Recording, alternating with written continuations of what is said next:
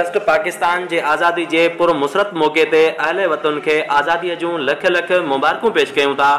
पारां Nadir Ali Gopang, reporter, Dharti time news online TV, Khairpur मीरस।